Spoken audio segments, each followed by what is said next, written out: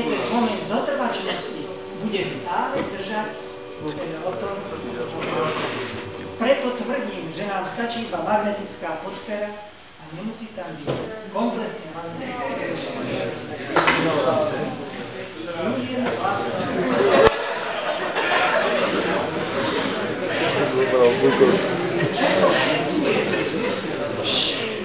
Aby som potvrdil, že to funguje a oplatí sa bádať v tejto oblasti a robiť vývoj.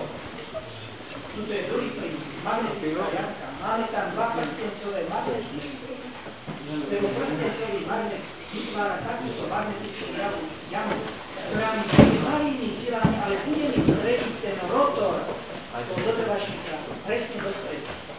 A moment zotrvačnosti a že to existuje.